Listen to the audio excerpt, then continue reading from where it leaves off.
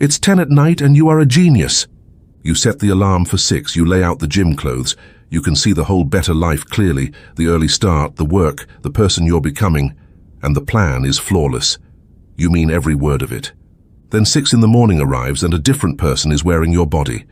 This one is warm and the room is cold and the bed has never felt this good, and that brilliant plan from last night sounds like something a stranger cooked up. So this person kills the alarm and rolls over, and you spend the rest of the day quietly ashamed, wondering why you have no discipline. Here is what almost no one tells you. You have plenty of discipline. Your problem is that you are 2 people, and you keep letting the wrong one make the decisions. There is a planner in you. Call it the architect. Calm, far-sighted, full of good intentions, the one who shows up at 10 at night and reads books like this. And there is the one who actually runs your body in the moment. Call it the animal. Impulsive, allergic to discomfort, interested in exactly one thing, which is right now. Willpower is the architect standing over the animal at 6 in the morning, screaming at it to get up. And the architect loses that fight almost every single time because in the moment, the animal is the one holding the wheel. This whole volume is about how to stop losing that fight, not by making the architect scream louder, which never works, but by teaching it to do something far smarter, to build a life the animal cannot sabotage, because the disciplined people you envy are not winning some daily war with themselves. They quietly rigged the game, so the war never starts. Over the next hour and a half, I'll show you exactly how they do it. Real mechanics, decades of research, no mysticism and no hype. And there is one move in here that beats all the others combined. I'll put it in your hands about halfway through and you'll wonder how you ever operated without it. But it starts with the thing they got most wrong, the lie they built an entire industry on, willpower itself. Let me make the 2 selves concrete because everything that follows runs on them. The architect is the part of you reading this. It's intelligent, it cares about your future, and it is genuinely in charge. At 10 at night, on a quiet Sunday, on the drive home full of resolve. The animal is older and far stronger. It doesn't read books, it wants comfort, warmth, sugar, novelty, and it wants them now. And the instant the real moment arrives, the cold morning, the open fridge, the buzzing phone, the animal takes the wheel and the architect is left in the passenger seat, narrating its regret. Here's why that matters. The entire self-help industry sells to the architect motivation, inspiration, the grand plan, the vision board, all things the architect adores and the animal completely ignores. That is why almost none of it works. You cannot motivate an animal with a speech, and it's a very convenient kind of not working. If you happen to be the one selling, the inspiration fades within a week, the animal wins again, you decide you must be broken, and back you come for the next hit. A perfect machine for them. What the behavioral scientists worked out is the opposite of all of it. You don't win by strengthening the architect. You win by respecting the animal, learning exactly how it works, what sets it off, what it can and cannot resist, and then using that knowledge to build a life where the right thing barely takes any willpower at all. You stop fighting the animal, and you start out designing it. That is the whole code, and it's what the rest of this is. Not 13 ways to try harder, but a set of tools the architect can use to quietly rig the game, while the animal isn't paying attention. Every one of them, you'll notice, is a way of needing less willpower, never more. The disciplined aren't a different, tougher species. They've just stopped fighting a fight no one can win and started building instead. 2 quick notes on using this. Many people put these on at night to wind down. If that's you, don't fight to stay awake. The ideas repeat and they'll sink in on their own. If you're here to build something, keep a note open for the handful of concrete steps. And if it's useful to you, subscribing helps these reach the next person who needs them. That's the only time I'll ask. Now, the thing they got most wrong, willpower. Chapter 1, Willpower is a Myth. In 1998, a psychologist named Roy Baumeister ran one of the most famous experiments in the history of self-control, and it involved cookies and radishes. He brought people into a room that smelled of fresh-baked chocolate chip cookies. Some were allowed to eat the cookies. Others were told to eat only the radishes and leave the cookies alone. Then everyone was given a geometry puzzle to solve, a puzzle that was, secretly, impossible. The people who had been allowed to eat cookies worked on the impossible puzzle for about 20 minutes before giving up. The people who'd had to resist the cookies quit in about 8. Resisting temptation, it seemed, had drained something, some limited inner fuel, and left less of it for the next hard thing. Baumeister called it ego depletion, and for a long time it was treated as settled fact. Willpower is a tank, it runs down as you use it, and once it's empty, you cave. Now, I promised you evidence over hype, so here's the honest part. In 2016, a large group of laboratories tried to reproduce that effect with around 2,000 people, and the result came out murky at best. The simple willpower is a fuel tank picture is on much shakier ground than the self-help books admit. But before you throw the whole idea out, notice something. Whether or not willpower is literally a tank, the practical lesson has only gotten stronger, because here is the finding that has held up. In 2012, Baumeister and a researcher named Wilhelm Hoffmann had people wear beepers that pinged them at random all day to report what they were resisting. The people with the best self-control, the ones we'd call the most disciplined, were not the ones heroically fighting temptation all day long. They were the ones who reported the fewest temptations to begin with. They weren't winning the fight, they had arranged their lives so the fight rarely started. Sit with that, because it reverses everything you've been taught. The disciplined person is not the one with the strongest brakes. It's the one who isn't speeding toward the cliff in the first place. They don't keep the cookies in the house and then summon superhuman restraint. They just don't keep the cookies in the house. In the language we started with, they stopped sending the architect in to out-wrestle the animal and had it quietly remove the fight instead. The animal cannot be tempted by a cookie that was never bought. That is the whole move, and nearly everything else in this book is a variation on it. So the sightings of the myth are everywhere in your own life. The diet that depends on staring down the snack cupboard 15 times a day. The phone face up on the desk next to a promise that you just won't check it. The plan to study with notifications on and simply ignore them. Every one of those is a willpower trap, a situation you've designed to require constant strength and then blamed yourself for losing. Now, none of this means you're stuck with the willpower you were handed. There's a more hopeful thread in the research.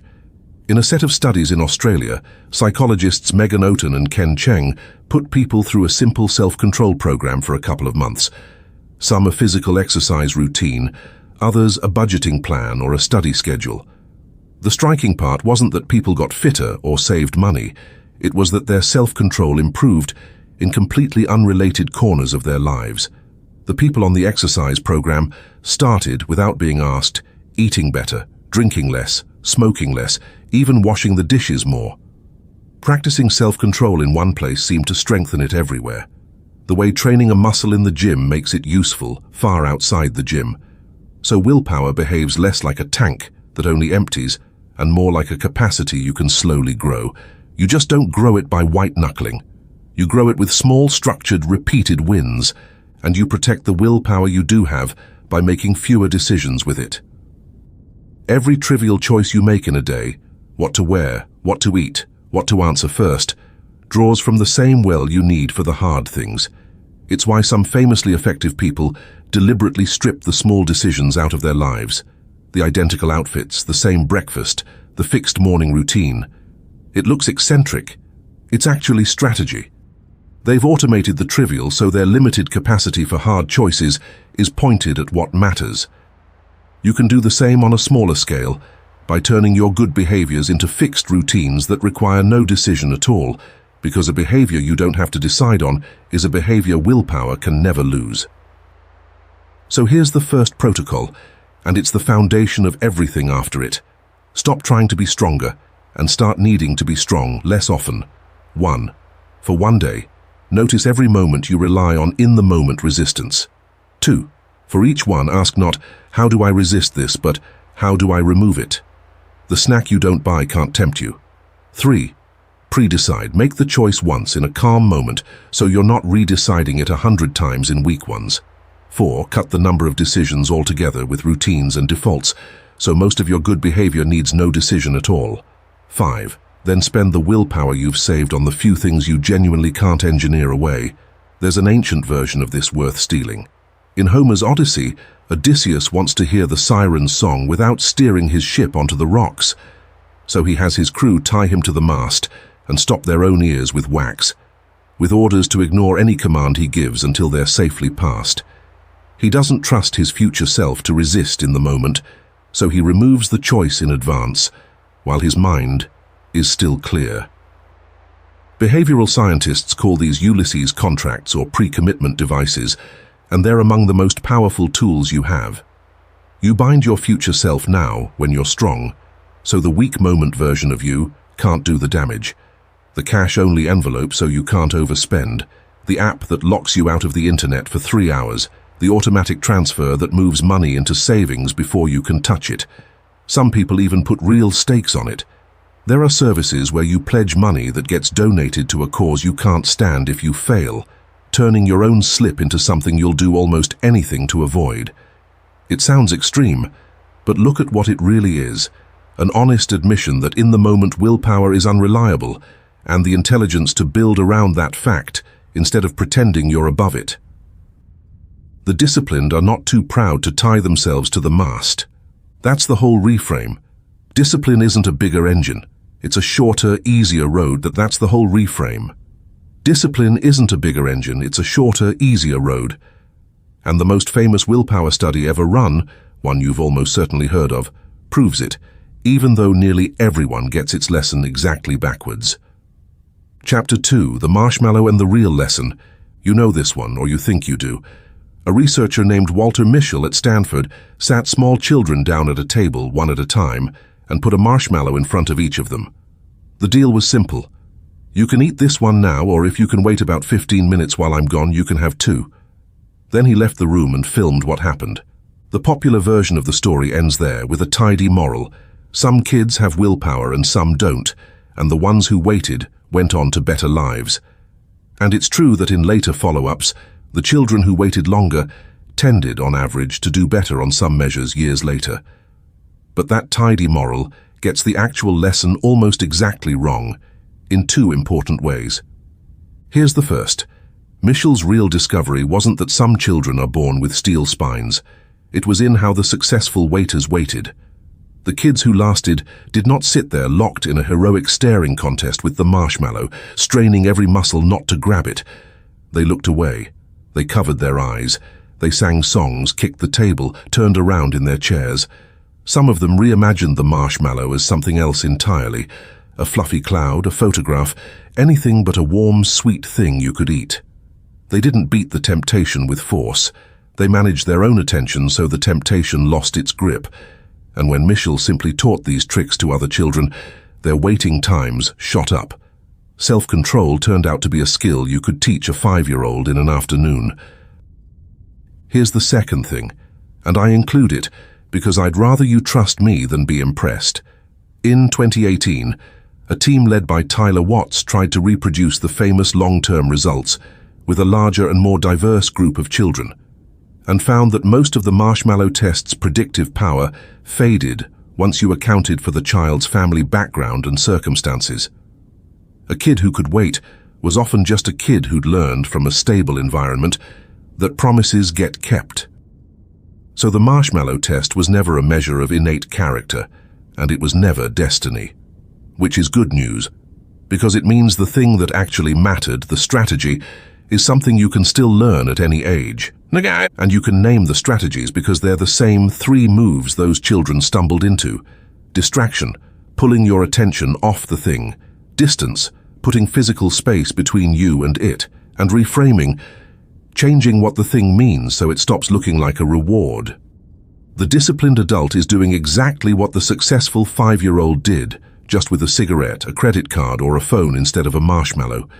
Mischel had a name for the machinery underneath this, and it's worth carrying. He described 2 systems inside us. A hot system, impulsive, emotional, wired for I want it now. And a cool system, calm, reflective, able to weigh consequences and wait. Temptation is the hot system screaming. Discipline is anything that cools it back down. If that pairing sounds familiar, it should. The hot system is the animal, and the cool system is the architect, in a lab coat. Temptation is the animal grabbing. Discipline is any trick that buys a few seconds for the architect to arrive. Every move those children found, and every one you'll learn here, is really just a way of cooling the animal down long enough for the wiser self to take the wheel back. Every trick those children used was really a way of shifting from hot to cool, and so is every adult version. Putting the treat out of sight cools the system. Reframing the cigarette as poison cools it, and time itself cools it, because the hot system is impatient and can't hold its own scream for long. That's why one of the most effective techniques for any craving is almost embarrassingly simple. Wait 10 minutes. Don't forbid the thing.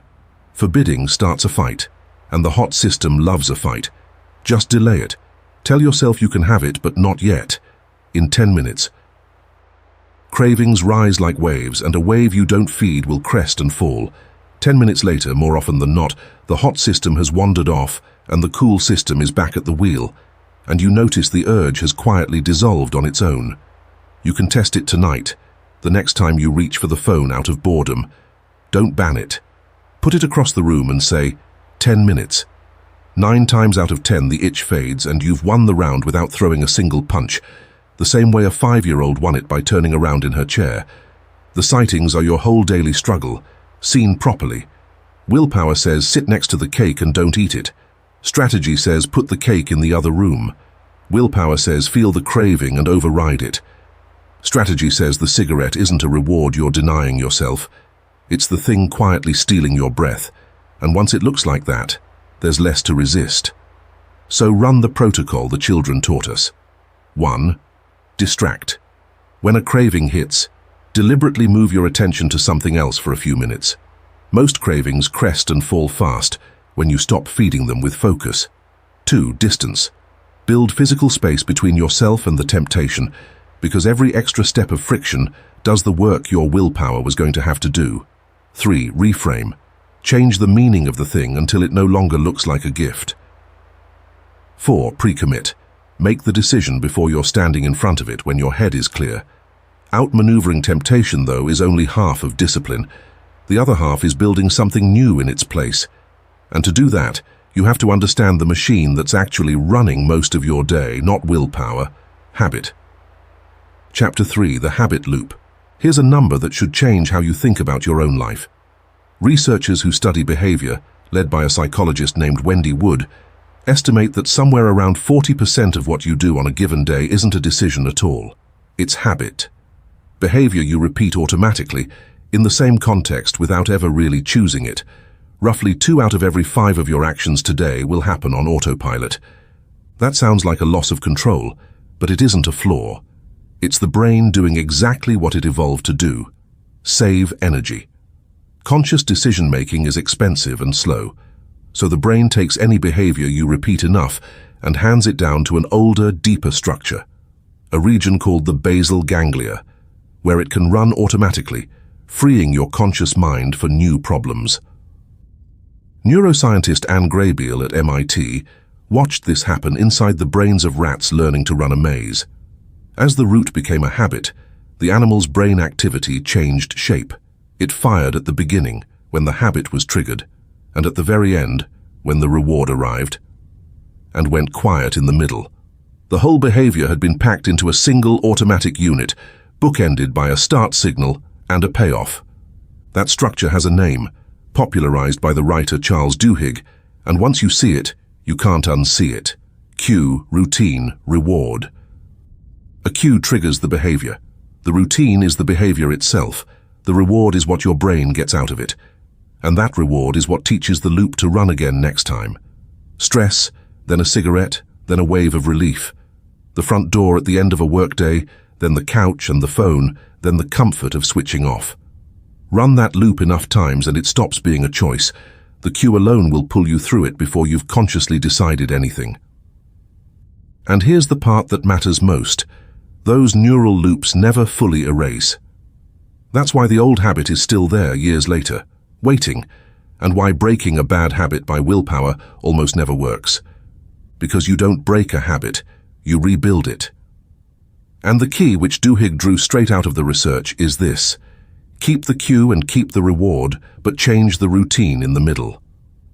The craving that drives the loop is real and it won't just vanish, but you can feed it something new. There's also a special class of habits worth knowing about, because changing one of them cascades into everything else. Charles Duhigg calls them keystone habits, single habits that, once in place, quietly pull a dozen others along behind them. Exercise is the classic one. People who start training, even a little, often begin, without ever deciding to, eating better, sleeping earlier, spending more carefully, snapping at people less. The one habit reorganizes the others around it. There's a famous corporate version of this. When a man named Paul O'Neill took over the aluminum giant Alcoa in the 1980s, he didn't stand up and promise higher profits. He announced that the company's single obsession, above everything, would be worker safety. Wall Street thought he'd lost his mind. But making that one keystone, the priority forced Alcoa to overhaul its communication, its processes, and its discipline from top to bottom. And the company's profits climbed to record highs. One well-chosen habit had moved the entire machine. So when you pick a habit to build, ask whether it's a keystone, whether it's the kind of thing likely to drag other good behaviors along in its current. A daily walk, a made bed, a planned morning, exercise. Start with one of those and you often get several habits for the price of one, because the first good loop makes the next one easier to believe in. The sightings are the loops running your evenings right now. The stress at 3 in the afternoon that pulls you to the vending machine. The cue is the stress, the reward is the 2-minute break, and the hit of something sweet. And the vending machine is just the routine that happens to sit in between. The boredom that opens your phone. The lonely evening that pours the drink. In every case, the thing you're trying to quit is only the middle of a loop, and the middle is the one part you're allowed to replace. So here's how you reverse engineer any habit you want to change. 1. Pin down the routine exactly, the specific behavior you keep doing. 2. Hunt for the cue behind it, and it will be one of 5 things: a time, a place, an emotional state, other people, or the action that immediately came before. Watch yourself for a few days and the cue will show itself. 3. Find the real reward, the actual craving underneath. Is it energy, relief from stress, a break from boredom, a moment of connection? 4. Keep that same cue and that same reward, but design a new routine to sit between them, one that delivers the reward without the cost. Stress still comes at 3, now it triggers a 2-minute walk instead of the vending machine. 5. Repeat it deliberately until the new loop runs on its own. Let's run it once all the way through on a habit almost everyone has. Say that every afternoon around 3 o'clock you find yourself on your phone for 20 minutes and you want to stop. Step 1. The routine. Picking up the phone and scrolling. Step 2. The cue. You watch yourself for a few days and realize it isn't really the clock. It's that around 3, your focus flags and you feel a dip of restless boredom. That's the trigger. Step 3. The real reward. You experiment. Is it information you're after, connection, or just a break, a small escape from a hard task? One day you try simply standing up and walking to get water instead of reaching for the phone, and the restless feeling eases anyway. So the reward was never the phone. It was the break. Step 4. Keep the cue, the 3 o'clock slump, and keep the reward, the 2-minute break. But swap the routine. Now when the slump hits, you stand and walk a lap of the office or the block. Same trigger, same payoff, different middle. Step 5. You do it on purpose for a few weeks until the 3 o'clock dip starts pulling you toward the door instead of the screen. That isn't willpower. It's engineering, and it works on nearly any habit you can name. Understanding the loop is the map. But the hardest part of any map is the first step, actually starting a new habit. And the science of starting says something that sounds almost like a joke, and is the opposite of everything motivation culture screams at you. To start big, you go small. Absurdly, almost embarrassingly small. Chapter 4. Make it tiny. Think about the last big resolution you made, the gym membership in January, the plan to meditate every day or write every morning or read a book a week. Now think about when it died. For most people, the honest answer is somewhere between 10 days and 3 weeks, and you probably blamed your willpower. You shouldn't have. You should have blamed the size.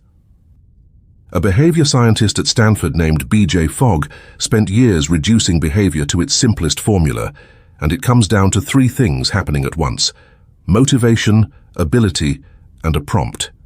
You do a thing when you want to do it enough, when it's easy enough to do, and when something reminds you to do it. Miss anyone, and the behavior doesn't happen. Now here's the trap.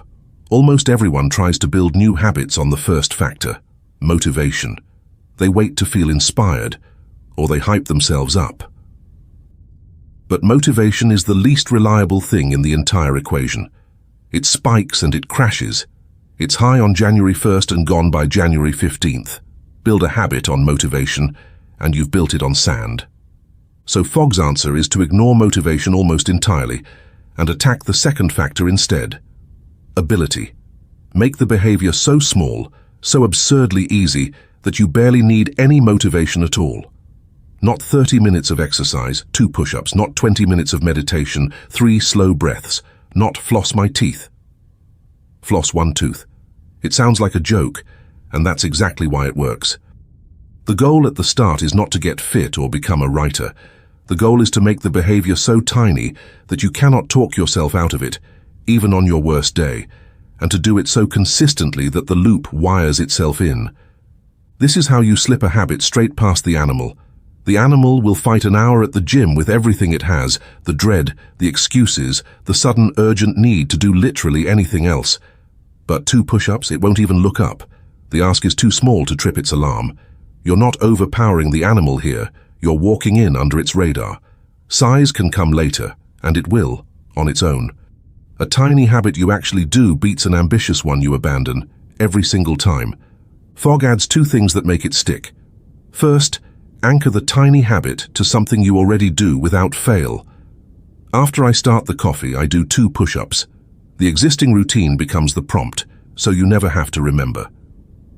Second, and people skip this one, and it's the most important, celebrate the instant you do it. A quiet yes, a genuine flash of satisfaction. Fogg found that emotion is what cements a habit into the brain, not repetition alone. People change best when they feel good about the change, not when they punish themselves toward it. There's a subtlety here that Fogg is careful about, and it protects you from the most common failure of all. Motivation isn't useless, it just can't be your foundation. He describes it as coming in waves. Some mornings you wake up fired up, other mornings flat and grey. The mistake nearly everyone makes is to design their habit for the high wave days, committing to the full hour when they're inspired, and then crashing out completely on the low days, when the hour feels impossible. The fix is to set your baseline at the tiny version, the 2 push-ups, the 1 sentence, so that even on the flattest, worst day, you can still clear the bar and keep the streak alive. Then, when a wave of motivation does roll in, you're free to ride it and do far more. But the extra is always a bonus, never the requirement. The requirement stays microscopic, because its only job is to make sure the chain never breaks. Watch what that does across a year. The person who required a full hour did it heroically for 9 days in January, and then never again. 30-odd sessions, if they're lucky, before the guilt sets in. The person who required 2 push-ups did them every single day, rode the occasional motivation wave into a real workout, and reached December having trained 300 times. Same starting willpower, wildly different lives, decided almost entirely by who set the bar low enough to clear on the worst day. The sightings are the whole graveyard of your abandoned goals. The person who starts Monday with a 2-hour workout is crippled for 3 days and never returns, versus the one who does 5 minutes a day and is still going a year later. The writer waiting for a free afternoon and the muse versus the one who writes a single sentence every morning and finishes the book.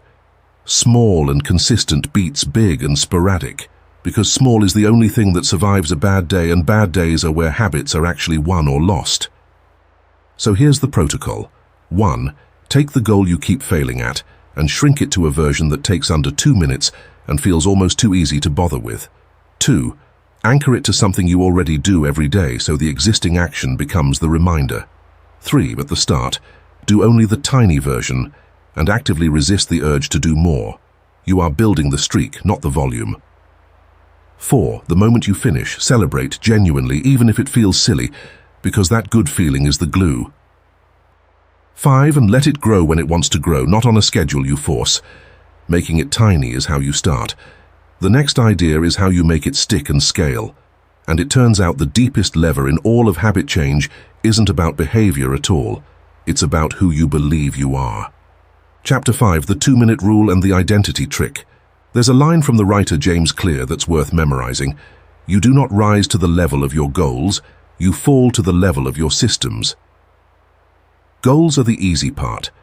Everyone has them. What separates people is the system underneath, and Clear gives us 2 tools that turn out to be some of the most useful in the whole field. The first is the 2-minute rule, and it's a cousin of what we just covered. When you start a new habit, it should take less than 2 minutes to do. Read before bed becomes read 1 page. Do yoga becomes put down the mat. The point isn't the 1 page or the mat. The point is that you are mastering the art of showing up. A habit has to be established before it can be improved. Most people try to build the perfect, complete habit from day one, and the friction of that ambition kills it. Clear's move is to make the entry point so small it's frictionless, and let showing up become the identity before you ever worry about the size. And the reason small things matter so much is that they compound. Clear is famous for the idea of getting 1% better, improvements so small they're almost invisible day to day, but which stack relentlessly into something enormous. The clearest real example is British cycling. For 100 years, British riders had been mediocre. Then a coach named Dave Brailsford took over and applied what he called the aggregation of marginal gains, improving everything by tiny margins, from the training to the nutrition to the exact pillow riders slept on to reduce illness. No single change mattered. Together, they turned British cycling into the dominant team in the world, winning multiple Tours de France and a wall of Olympic gold. That is what discipline actually looks like from the inside. Not one heroic act, but 100 small ones, repeated, compounding quietly in the dark. But the deepest tool Clear offers isn't about behavior at all. It's about identity. Most people chase a goal. I want to run a marathon, I want to quit smoking, I want to write a book. Clear says aim 1 level deeper, at the type of person who gets those results. Not I want to run, but I am a runner. Not I'm trying to quit smoking, but when offered a cigarette, no thanks, I'm not a smoker. Because every single time you act, you are casting a vote for the kind of person you believe you are. Do 2 push-ups, and you've cast 1 vote for I'm someone who trains. The push-ups barely matter physically. The vote is everything. And once the identity takes hold, the behavior stops being a fight. You're no longer forcing yourself to do things a disciplined person does. You've simply become the person who does them. The sightings live in the language people use about themselves. I'm trying to quit, still a smoker, still fighting. I don't smoke. The fight is over. There's nothing to resist because it's just not who you are. The person who says, I'm not really a morning person, has cast that vote so many times it's now a wall. Identity cuts both ways, and you've been voting your whole life, mostly without noticing. There's a simple way to wire these votes into your day, and it's called habit stacking. Instead of leaning on motivation or memory, you tie the new behavior to one you already do without fail, using a fixed formula. After I do X, I will do Y. After I pour my morning coffee, I write 1 sentence. After I sit down on the train, I open the book. After I brush my teeth at night, I lay out tomorrow's clothes. The existing habit becomes the cue for the new one, so you never have to remember and never have to decide. The chain pulls itself along, and you can extend it. After the coffee, 1 sentence. After the sentence, 5 minutes of reading. After the reading, the walk. Each link trips the next, until a whole stretch of your morning runs on rails you laid down once deliberately. This solves the part of habit building that quietly defeats people. Not doing the thing, but remembering to do it at the right moment, before the day swallows the intention whole.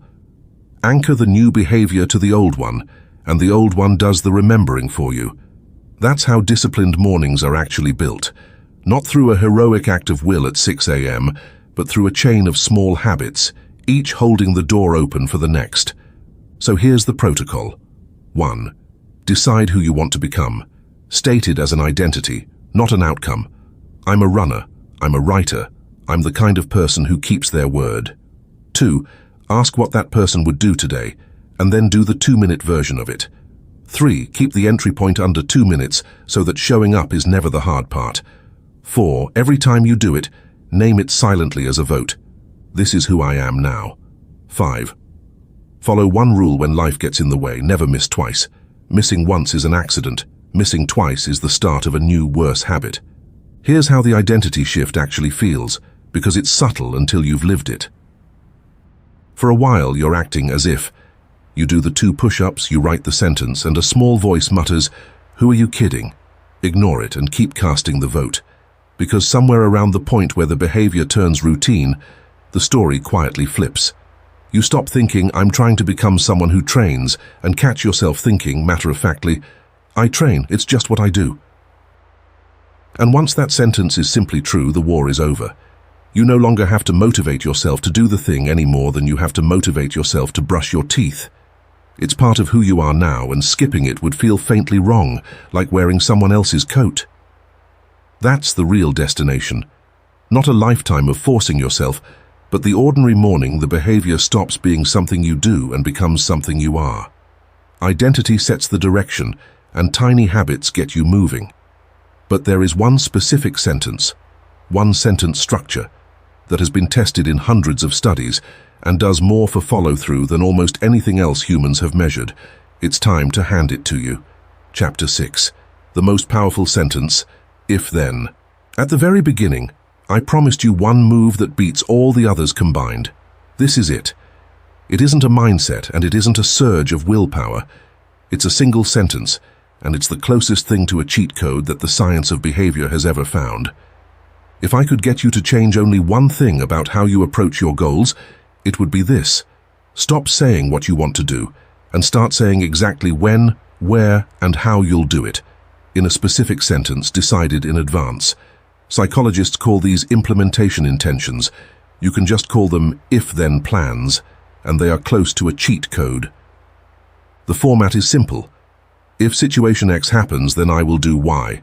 Not I'll exercise more, but if it's 7 a.m. on a weekday, then I put on my shoes and walk for 10 minutes. Not I'll eat better, but if the waiter offers dessert, then I order mint tea. You decide the trigger and the response ahead of time, once, and you link them together so tightly that when the moment comes, you don't have to deliberate. The situation itself pulls the behavior out of you. This is not a small effect, and it's not one study. A researcher named Peter Gollwitzer has spent decades on this, and in 2006 he and a colleague pulled together the results of roughly 94 separate studies covering thousands of people. The finding was overwhelming.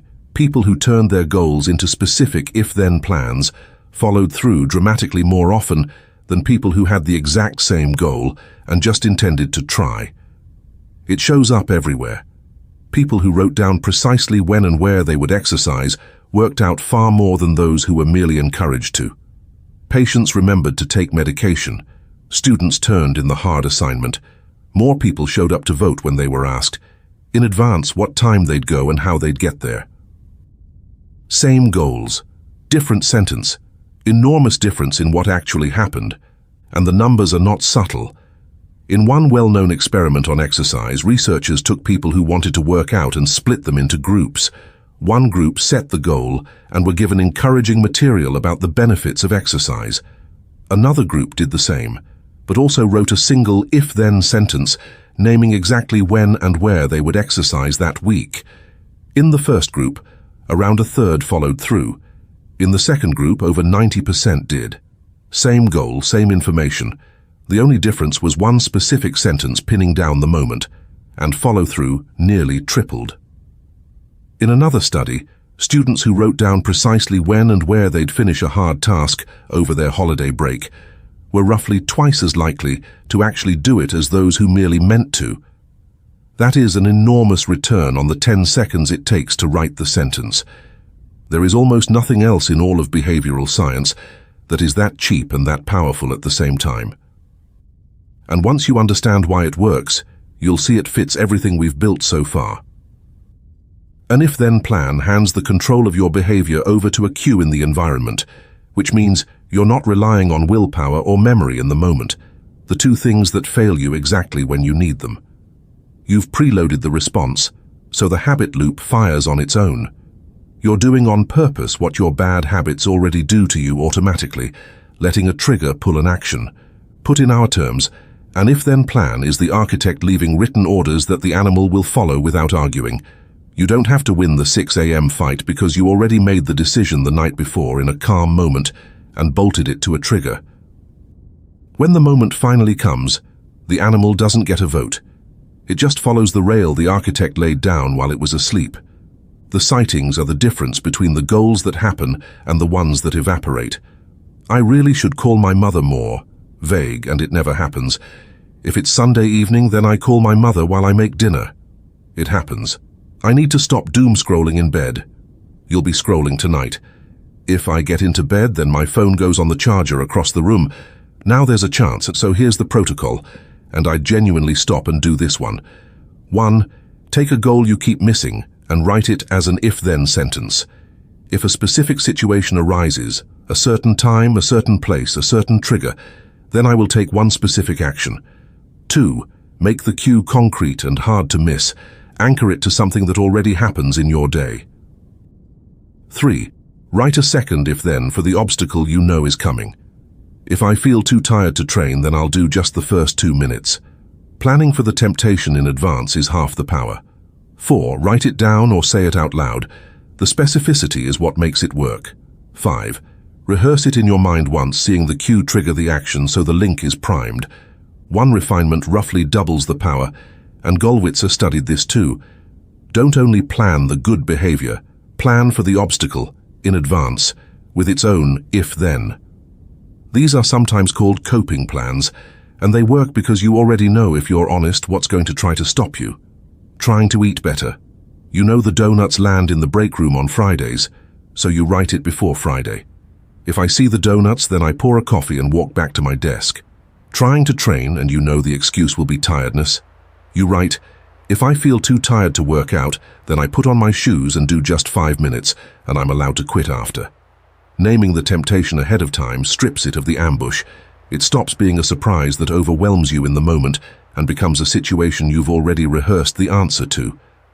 Most people aren't beaten by the obstacle they never saw coming. They're beaten by the one they saw clearly and simply refuse to plan for. If-then tells you what to do when the moment arrives, but most people never get far enough to find out whether it works because they quit early, and they quit early because they believe a comforting lie about how long this is all supposed to take. Chapter 7. 66 days, not 21. You've heard probably many times that it takes 21 days to form a habit. It's one of the most repeated claims in all of self-improvement, and it's essentially made up. It traces back to a plastic surgeon in the 1960s named Maxwell Maltz, who noticed that his patients seemed to take about 21 days to get used to a new face or to stop feeling a phantom limb. He wrote that down as an observation about adjustment. Somewhere along the way, I've observed it takes a minimum of about 21 days, got flattened into it takes 21 days to build a habit, and a myth was born that has been quietly setting people up to fail ever since. Because here's what actually happens when you measure it. In a study out of University College London, a researcher named Philippa Lally followed people as they tried to build a new daily habit. Something like drinking a glass of water after breakfast or going for a walk, and tracked how long it took for the behavior to become automatic, to happen without effort or thought. The average was not 21 days, it was 66, more than 2 months, and the range around that average was enormous. For some people and some habits it took as little as 18 days, and for others it stretched past 250. The harder the habit, the longer it took. Sit with what that means, because it reframes almost every failure you've had. If you've been quitting your new habits around day 10 or 15, convinced they aren't working because they still feel hard, of course they still feel hard. You were barely a fifth of the way there. You didn't fail at building the habit. You quit during the part where it's supposed to feel difficult because someone told you it should have clicked by now. And Lally's study found one more thing, maybe the most freeing detail in this whole volume. Missing a single day did not reset the process. It didn't break the chain or send people back to zero. The automaticity kept building anyway, as long as they returned to it. This matters enormously, because the real killer of habits isn't the missed day. It's the all-or-nothing story people tell themselves about the missed day. I blew it, I'm off the wagon, might as well quit. And then they abandon 2 months of progress over one ordinary slip. 2 things make this survivable in practice. The first is a trick often credited to the comedian Jerry Seinfeld, who is said to have kept his writing discipline by marking a big red X on a wall calendar for every day he wrote. After a while, the unbroken chain of X's became the motivation all by itself. He simply didn't want to break the chain. It's a small, visual, oddly powerful thing, that reluctance to leave a gap in the row. Track your days that way and the streak begins to protect itself. The second is how you speak to yourself on the day you slip, and the research here is clear and a little counterintuitive. The psychologist Kristin Neff studies what's called self-compassion, and her work, along with studies of dieters and students who've lapsed, finds that people who meet a slip with kindness rather than harsh self-criticism are more likely to get back on track, not less.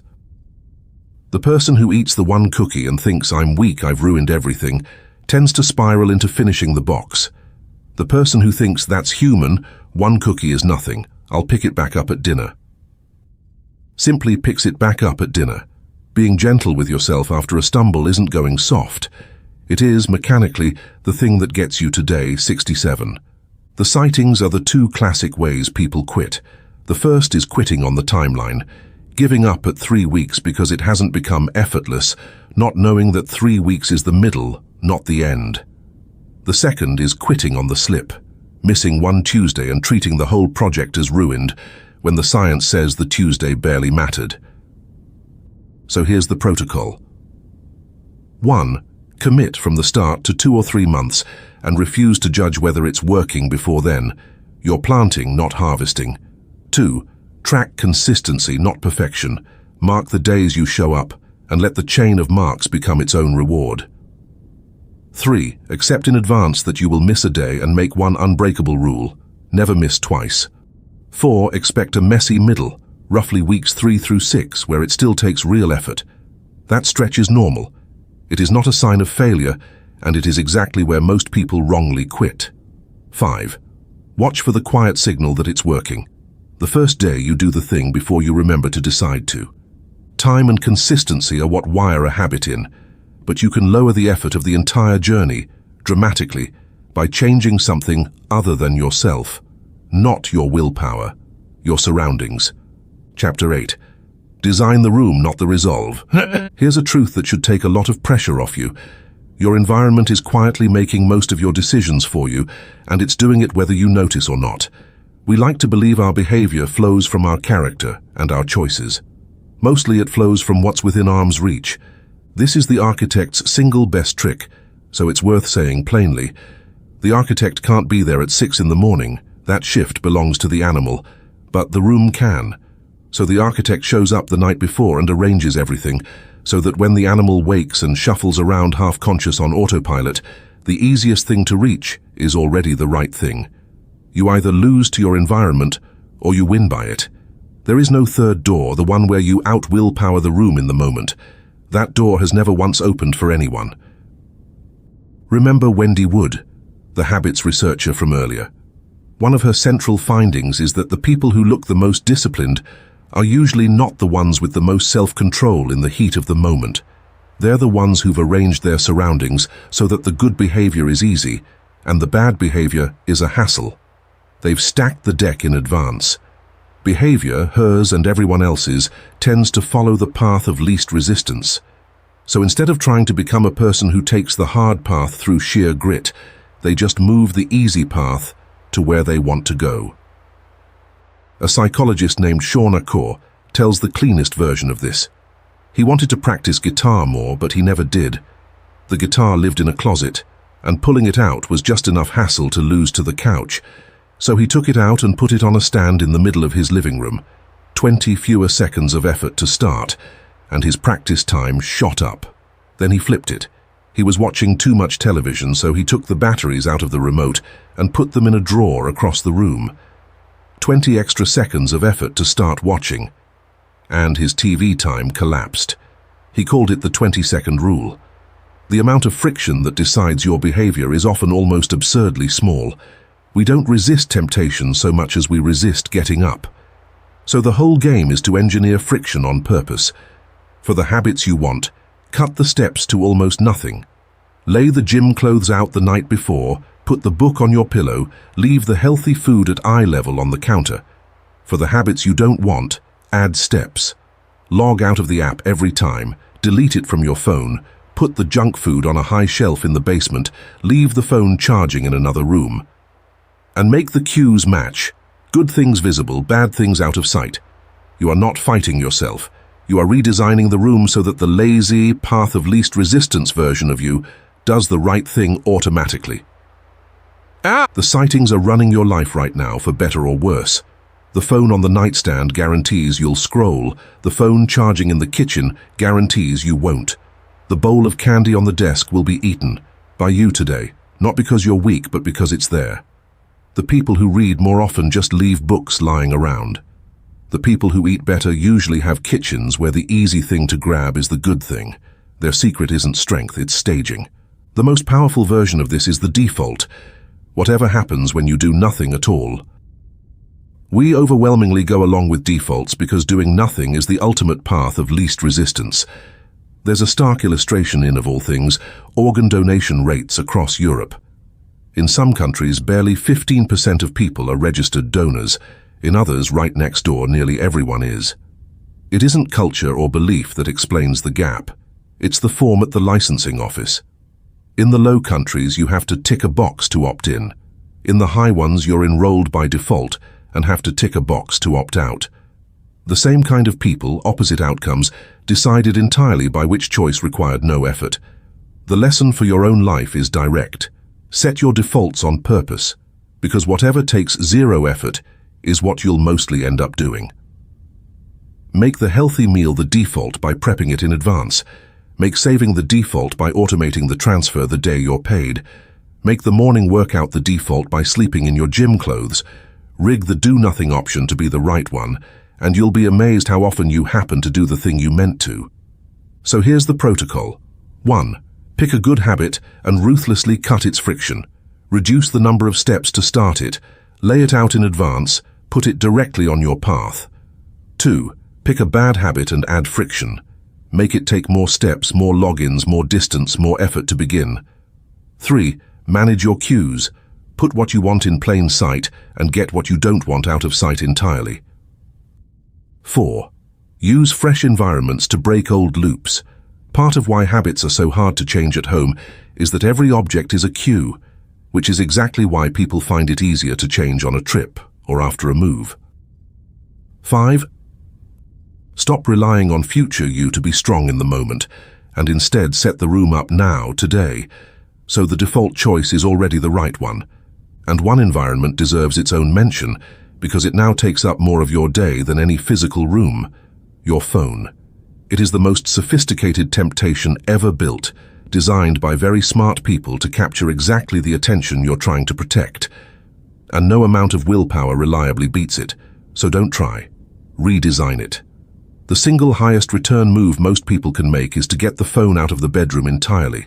Buy a $3 alarm clock and charge the phone in the kitchen, and you reclaim both the last hour of your night and the first of your morning, which are the two most valuable hours you have.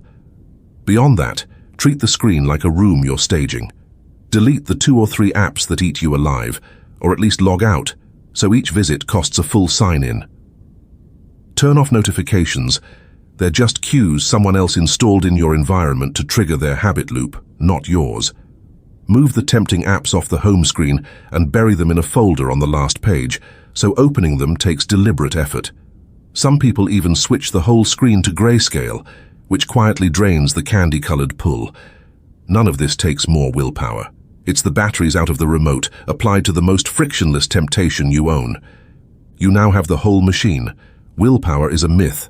Work the loop. Go tiny. Vote for an identity. Write the if-then. Give it months, not weeks. And design the room. It's a lot to hold at once. So let me show you all of it running inside one real human being. A man who 3 centuries ago, with none of this research and none of these words, sat down and engineered himself from scratch. Case study: Benjamin Franklin's little book.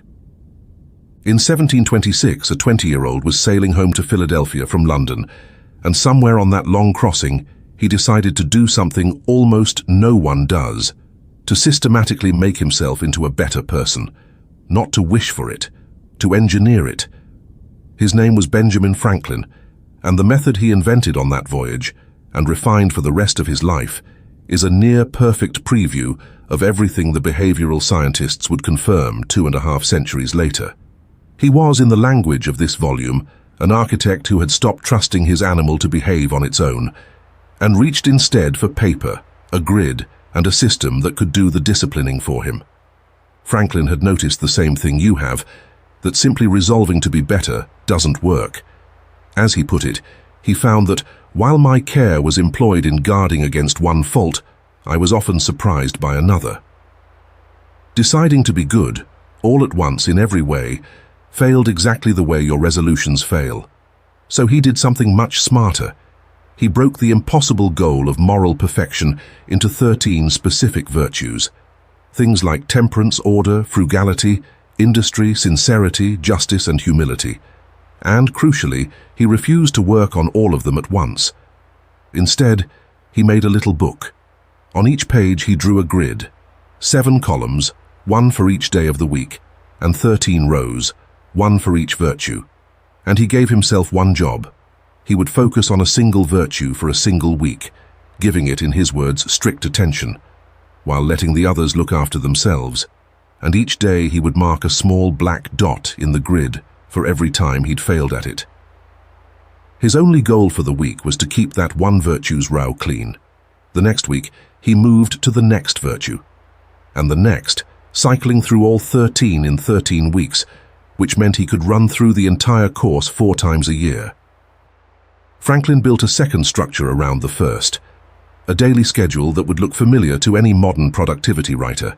He mapped his day into blocks, and he bookended it with 2 questions. Every morning he asked himself, "What good shall I do this day?" Every night before sleep, he asked the mirror of it, "What good have I done today?" A clear intention set at dawn, a clear-eyed review at dusk. It's the same loop you'd find in any serious system today: plan, act, reflect, running in the mind of a man in 1720s Philadelphia. He wasn't waiting to feel productive.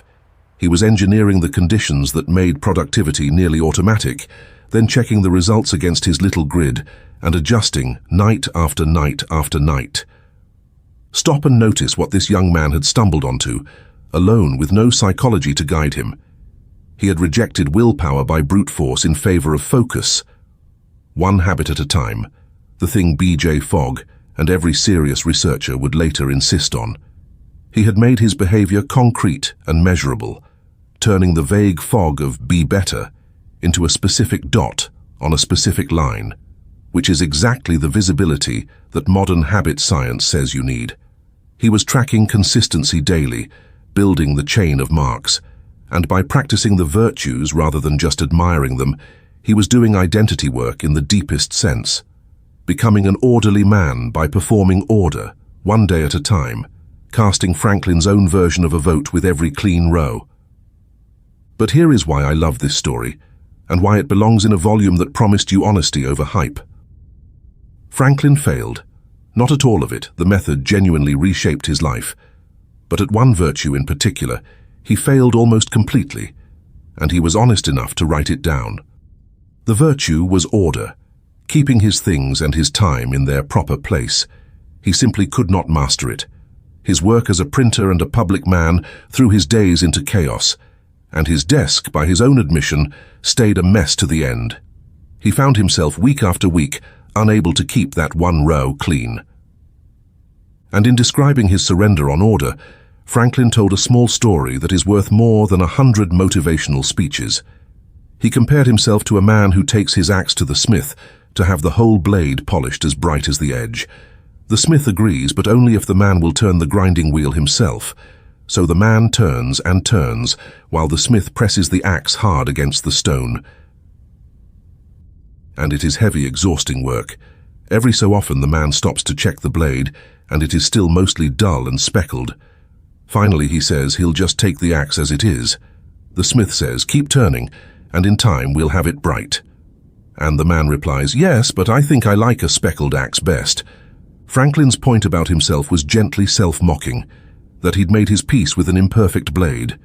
But read it again, and it's the wisest thing in the whole account, because the man who wrote that did not quit. He kept the little book. He kept running the cycle.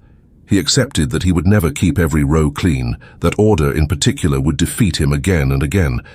And he continued anyway for decades, precisely because he understood without the word for it that the missed day doesn't matter, and only quitting does. He was living the 66-day study a quarter of a millennium before it was run. Late in his long life, and it was a spectacularly accomplished life, he became a world-famous scientist, a founding father of a nation, a diplomat, an inventor. Franklin looked back and credited an enormous share of his happiness and success to that little book and its dots. Not because it made him perfect. He said plainly that he fell far short of perfection. But he wrote that he was a better and a happier man than I otherwise should have been for having tried. The trying was the whole point. The bright edge was never the goal, the turning of the wheel was. That's the lesson under all the science we've covered, embodied in one man 300 years ago. He didn't wait for motivation. He focused on one thing at a time. He made it visible and tracked it daily. He forgave his own slips and kept going. And he understood that discipline was never about arriving at some flawless version of yourself. It was about the direction you keep turning, day after ordinary day, speckles and all. Now let me pull the whole system together, and then hand you the last 3 tools, the ones that keep it going long after the novelty is gone. Let's take a breath and gather what we've built, because it's a lot, and it's simpler than it feels. Discipline is not willpower. The people who have it just arrange their lives to need it less. You change behavior by working the habit loop. Same cue, same reward, new routine. You start absurdly small, small enough that you can't fail, and you anchor the new habit to something you already do. You aim at an identity, not just an outcome, and you treat every small action as a vote for who you're becoming. You write your intentions as specific if then plans, so the situation does the remembering. You give it 2 or 3 months, not 3 weeks, and you never let a single missed day become 2. And you design your environment so the right thing is the easy thing, because you will always drift toward whatever takes the least effort. That's the machine. Everything left is about keeping it running when it stops being new. And if you've noticed a single thread running through all of it, you found the real secret. Not one of these tools asks you to be stronger. Every one of them, the tiny habit, the if-then, the environment, the identity, the pre-commitment, is a way of needing less strength, not more. Every one of them is the architect out-designing the animal instead of trying to outfight it. That isn't a loophole, that is discipline, correctly understood. If you're listening to this to fall asleep, you've already got the important parts, and they'll still be here when you come back. If you're building something, the second half is where discipline meets the long game. Why motivation lies to you and what to do instead. Why raw repetition isn't enough, and the one quality that separates the people who keep going for years from the ones who burn out in weeks. Let's keep going. Chapter 9, The Fresh Start. I'll start Monday. You've said it, everyone has said it, and it turns out that instinct is half a genuine psychological tool and half a trap, and it's worth knowing which half you're using. 2 researchers, Catherine Milkman and Hengchen Dai, discovered what they named the Fresh Start effect. They dug through mountains of real-world data and found that people are measurably more motivated to pursue their goals right after a temporal landmark. A Monday, the first of the month, the start of a new year, a birthday, the day after a move or a new job. Gym visits spike after these dates. Searches for the word diet climb. People launch goals in clusters, right at these natural dividing lines in time. And the reason is psychological. A landmark creates a clean break between the old you and a new you. It lets you file your past failures under "that was the old me before" and step forward feeling like a fresh person with a fresh page, unburdened by last month's broken promises.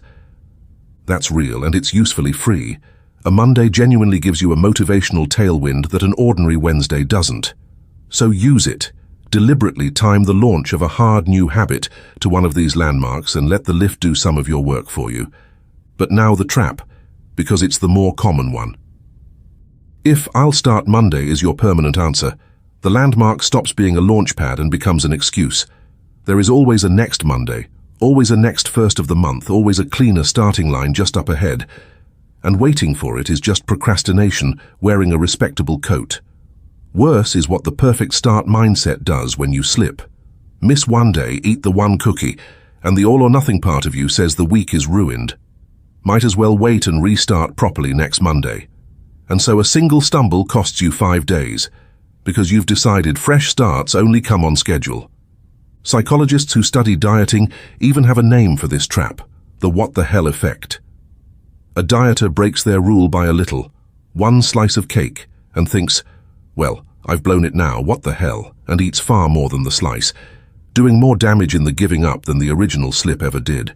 The slice was 100 calories, the what the hell was 1,000, and it runs on exactly the same broken logic as waiting for Monday.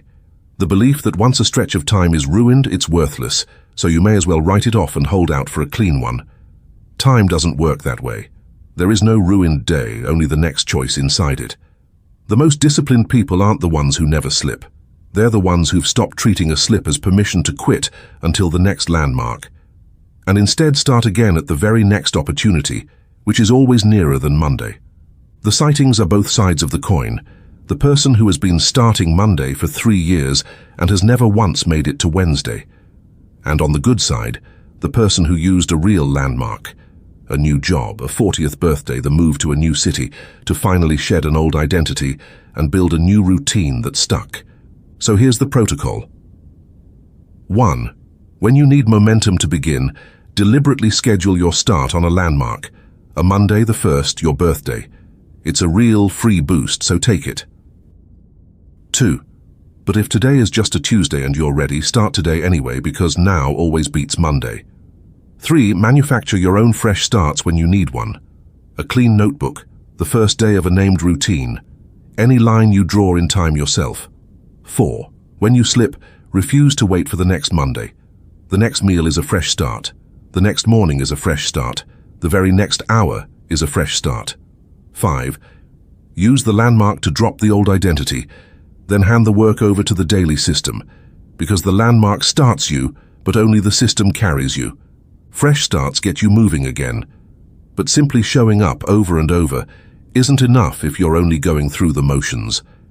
To actually get better, your discipline has to be aimed, and most people aim it wrong. Chapter 10, Motivation Lies, and here's a piece of advice you've heard your whole life that is, according to the research, actively harmful. Just visualize your success. Picture yourself achieving the dream. Feel how good it'll be. It sounds motivating. It is the opposite, and a psychologist named Gabriele Oettingen has the data to prove it. Across decades of studies, Oettingen found that when people simply fantasize about achieving their goals, vividly imagining the success and basking in the good feelings, they become less likely to achieve them. Students who fantasized about their dream job applied for fewer positions and got fewer offers. Daters who fantasized about successfully losing weight lost less of it. People who daydreamed about their crush were less likely to actually start the relationship. The positive fantasy, it turns out, tricks the brain. By enjoying the success in your imagination, you give yourself a taste of the reward before you've done any of the work, and that drains the very energy and urgency you'd need to go get it in reality. You feel like you've already arrived, so your motivation to leave quietly leaks away. But Oettingen didn't stop at the problem. She found what actually works, and it's nearly as simple as the fantasy. It's called mental contrasting. You do picture the wish, but then you immediately turn and face just as vividly the obstacle standing in your way. You hold the dream and the reality side by side, and the contrast between them is what generates real energy. Your brain registers the gap and mobilizes to close it. And then you attach a plan, specifically an if-then plan, the implementation intention from earlier, for handling that obstacle when it shows up.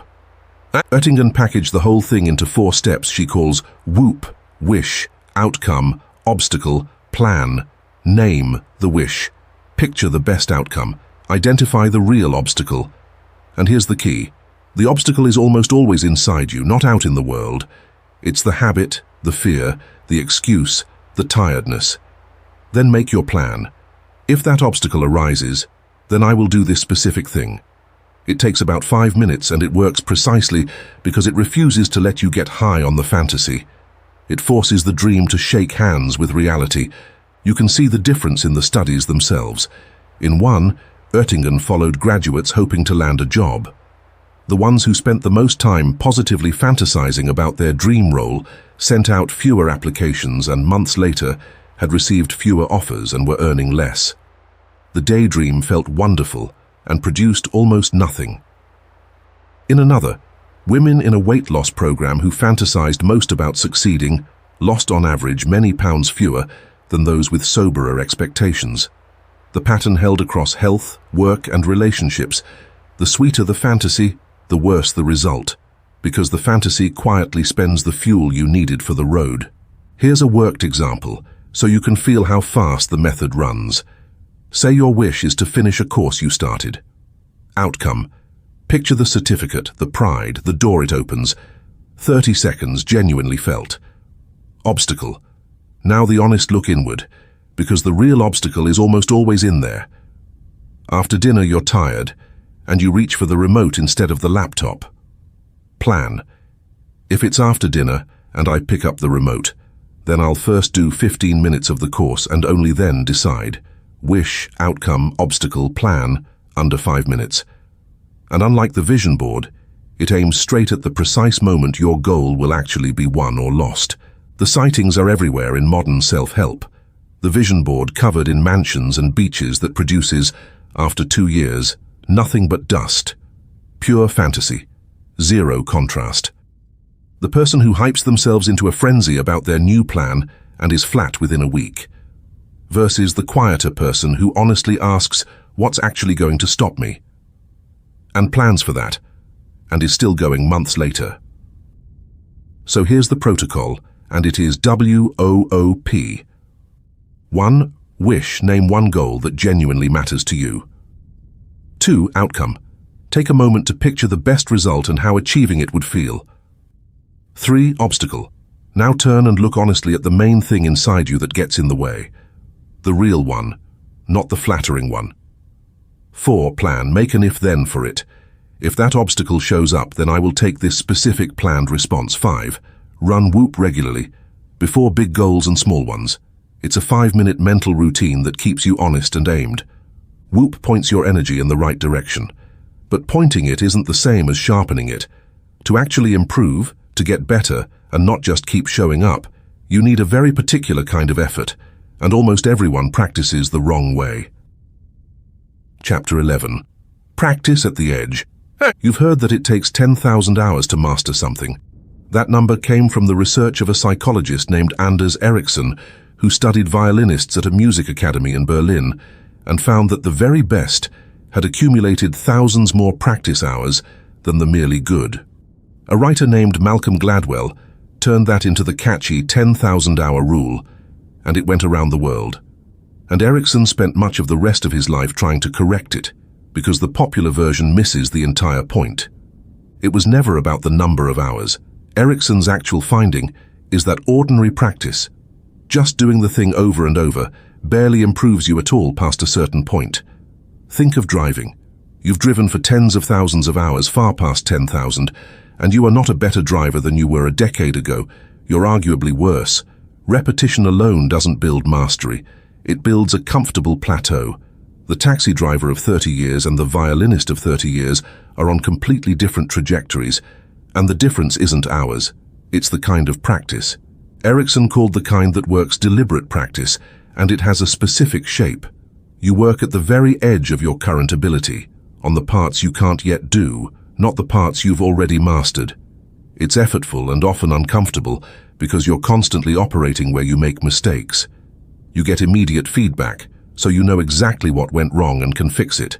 You concentrate fully, which is why short, intense sessions beat long, distracted ones, and you adjust and repeat, drilling the specific weakness until it becomes a strength, then moving to the next edge. The expert violinist doesn't play through pieces she knows. She isolates the 4 bars she keeps fumbling and plays them, slowly, wrong, again, until they're right. That's the whole difference. The piece people underrate most is feedback, and it's worth dwelling on, because without it, practice doesn't just fail to help. It actively cements your mistakes. Practice a golf swing wrong 10,000 times and you don't get a good swing. You get an unbreakable bad one. This is exactly why the veteran driver and the lifelong hunt and peck typist plateau. No feedback pushes them to improve, so they settle at good enough and stay there for decades. The expert builds a tight loop instead. Do, measure, correct, repeat, using a coach's eye, a recording, a metric, a score, anything that tells the truth about the gap between what they did and what they meant to do. Feedback is the steering wheel. Without it, all the effort in the world only drives you faster in the wrong direction.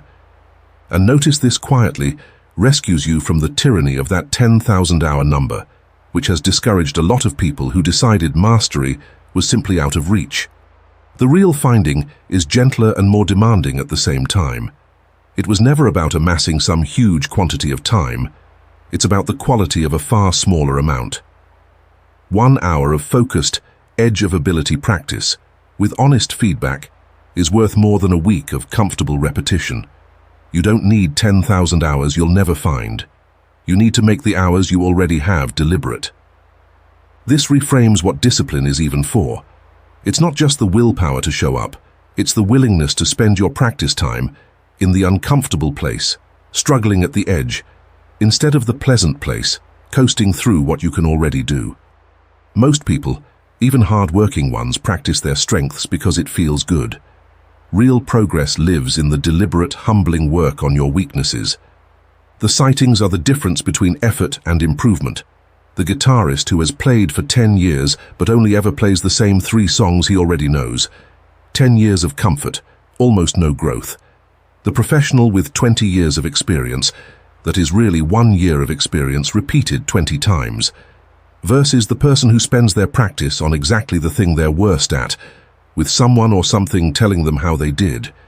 So here's the protocol. 1. Identify the specific sub-skill or weakness that's actually holding you back, not the whole vague activity. 2.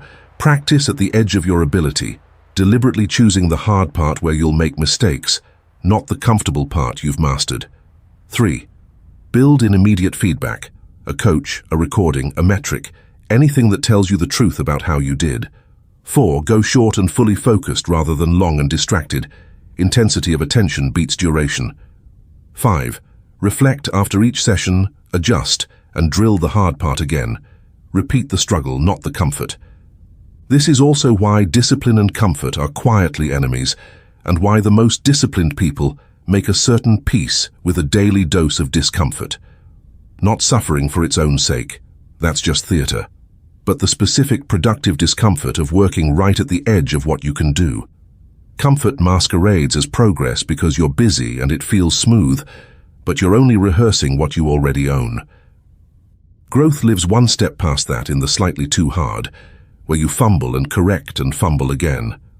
Learn to seek that edge on purpose, even to feel a little satisfaction in it. And you've turned the hardest part of discipline into the very thing that drives it. Deliberate practice makes your hours count, but every tool in this volume, the systems, the plans, the practice, only pays off if you sustain it, not for weeks, but for years. And that requires the one quality we've circled the whole time without naming. It's time to name it. Chapter 12, Grit. For years, a psychologist named Angela Duckworth went looking for the single quality that best predicts who succeeds. And she looked in the hardest places she could find. She studied cadets at West Point trying to survive beast barracks, the brutal summer designed to make them quit. She studied finalists at the National Spelling Bee. She studied rookie teachers dropped into the toughest schools and salespeople in grinding jobs. And in every one of those worlds, she asked the same question. When talent and intelligence are roughly equal, what separates the ones who make it from the ones who fall away. It wasn't talent, it wasn't IQ, it wasn't physical gift or a privileged start. Over and over, the best predictor was a quality she named grit, the combination of passion and perseverance for long-term goals. At West Point, a short questionnaire she built, the grit scale, predicted which cadets would survive beast barracks better than the Academy's own elaborate measure of physical and academic fitness. The cadets who made it weren't necessarily the strongest or the smartest. They were the ones who, in her definition, simply would not quit. But you have to understand what she means by those two words, because it's easy to hear passion and picture fireworks. That's not it. The passion in grit isn't intensity, it's consistency over time, staying pointed at the same top-level goal for years, instead of falling in love with a new dream every few months. It's less a blazing fire and more a compass that keeps holding the same direction. And perseverance is what it sounds like, continuing to work through the plateaus, the boredom, the setbacks, the long, unglamorous middle where nothing seems to be improving. Grit is what carries you across exactly the stretch where willpower and motivation have both long since quit. And here is the part that matters most for you, because it means grit isn't a fixed gift you either have or don't. Duckworth found it can be grown, and she identified where it comes from. It grows from interest. You have to actually care about the thing, which is why chasing goals you think you should want rarely lasts. It grows from practice, the deliberate kind we just covered, the daily discipline of improving. It grows from purpose, the belief that your work connects to something beyond yourself, which is the deepest and most durable fuel there is. And it grows from hope, not the passive kind, but the kind that gets back up, the conviction that your effort can change your situation. Interest, practice, purpose, hope. That's the soil grit grows in, and you can tend all four. Which quietly resolves something that might have been nagging you this whole volume. If discipline were really just grinding away at things you hate, no system on earth could make it last. But the most disciplined people are almost never white-knuckling a life they despise.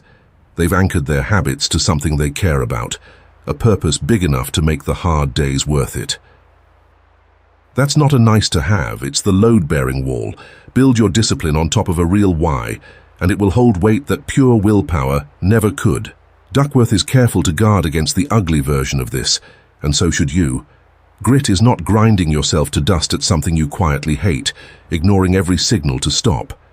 That isn't perseverance, it's self-harm with better branding. Real grit grows out of genuine interest and purpose, which is why the passion has to come first, and why chasing goals you only think you should want tends to collapse the moment it turns hard. In her own family, Duckworth describes a simple hard thing rule. Everyone, parents included, picks a hard thing that takes deliberate practice and commits to it, and you're allowed to quit, just not on a bad day, and not until a natural stopping point like the end of a season. You may choose a new hard thing. You may not quit the afternoon it stops being fun. That one distinction, finish what you start, but you get to choose what you start, is most of what separates healthy grit from blind stubbornness. Think of anyone you admire who built something real over years, a craft, a business, a body of work, a marriage. Look closely, and you'll almost never find a tale of constant, blazing motivation. You'll find someone who cared enough to keep turning up through long grey stretches where nothing seemed to move, until one day the compounding became visible to everyone else and got mistaken, from the outside, for talent. It was grit. And notice what purpose does to the two selves. It's the one language they both speak. The architect grasps a why instantly, and the animal, given enough time and repetition, learns to want it too, to chase a thing it has come to love, the way it once only chased comfort. That is the one fuel that truly lasts, because it's the only one that doesn't depend on the architect winning a fight at all. When the animal finally wants what the architect wants, the war is over. That's the real summit of discipline. Not endless struggle, but the day the struggle quietly ends. The sightings are the long game seen honestly. The prodigy who coasted on talent and quit the moment it got hard, passed years later by the less gifted person who simply never stopped. The goal abandoned at the first plateau by someone who thought the plateau meant they'd hit their ceiling, when it only meant they'd hit the middle. And on the other side, the person whose ordinary, unremarkable effort, connected to something they genuinely care about, compounded quietly for a decade into something extraordinary. So here's the last protocol. 1. Choose a top-level goal that genuinely matters to you and connect your daily habits to that larger purpose, because grit runs on meaning. 2. Expect the plateaus and the boredom and know they are the middle of the journey, never the sign to abandon it. 3. Grow your grit deliberately through the 4 sources. Deepen your interest, practice at the edge, connect the work to a purpose beyond yourself, and protect your hope. 4. Favor consistency over intensity, because years of ordinary effort will always beat short bursts of heroic effort. 5. Remember that grit is measured on the days you don't feel it, and on those days the only move that counts is getting back up. There's a quiet arithmetic beneath all of this, and it's the real reason grit wins. Improvement compounds. Get 1% better at something each day, and after a year, you aren't 30-odd% better. You're many times better because each day's small gain builds on the one before, the way interest builds on interest. But compounding charges an entry fee, and the fee is time. For the first weeks and months, the curve is nearly flat. You put in the work and see almost nothing, which is precisely the stretch where most people decide it isn't working and walk away. Grit is what keeps you in your seat. Through that flat part, long enough to reach the bend where the curve finally turns upward and the results become visible to everyone. The people we call overnight successes almost always spent years down on the flat part of that curve, unseen, where nothing but grit was holding them in place. The compounding is real and it is enormous, but it only ever pays out to the ones who stayed. That's the final piece. Now let me put the whole thing in your hands.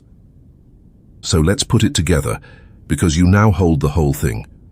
Every tool the architect needs to quietly out-design the animal, instead of losing to it at 6 in the morning for the rest of your life. Discipline is not willpower, and it was never about being hard on yourself. The people who have it aren't stronger than you. They've built systems, so the right thing is the easy thing. You change behavior by working the habit loop, not fighting it. You start so small you can't fail, and you anchor the new habit to something you already do. You aim at an identity, and you let every small action be a vote for who you're becoming. You write your plans as specific if-then sentences. You give it 2 or 3 months, not 3 weeks, and you never let one missed day become 2. You design your environment so the good choice is the lazy choice. You skip the empty fantasy and use mental contrasting instead. You practice at the edge, where it's uncomfortable, and you actually improve. And you anchor all of it to a purpose big enough to carry you across the years, because that, in the end, is what grit runs on. Notice what's missing from that list. Nowhere did it require you to be tougher or more special, or born with some inner steel you've always suspected you lack. Every single piece of it is something you build, not something you are. That's the good news the willpower myth was hiding from you. Discipline isn't a verdict on your character. It's a skill set, and skills can be learned by anyone willing to start small and stay in the game. And here's the quiet reframe I'll leave you with. Discipline, done right, isn't punishment. It's self-respect. It's the slow, unglamorous work of becoming someone you can actually rely on, someone whose word to themselves means something. You don't build that in a burst of motivation. You build it one small, kept promise at a time on ordinary days, most of them unremarkable, speckled acts and all. And be patient with yourself in a way the motivation industry never lets you be. You will start and stop. You'll build a habit, lose it, and build it again. You'll have weeks where you're exactly the person you want to be, and weeks where you're not. And neither one is the final verdict on you. They're just data. Feedback on which of these tools you've actually set up yet, and which you've only heard about. The people who end up disciplined are not the ones who never fell off. They're the ones who treated each falling off as ordinary and climbed back on one more time than they fell. That's not a character trait. It's a decision that's available to you again every single morning, including tomorrow, no matter how today goes. If this was useful to you, subscribing genuinely helps. It's how these keep getting made and how they find the next person who needs them. And if one idea in here could help someone you know, send it to them. That's worth more than any algorithm. Next time we turn a corner. This volume was about building yourself. The next one is about protecting yourself. Volume 5 is about the quiet tactics people use to influence and manipulate you.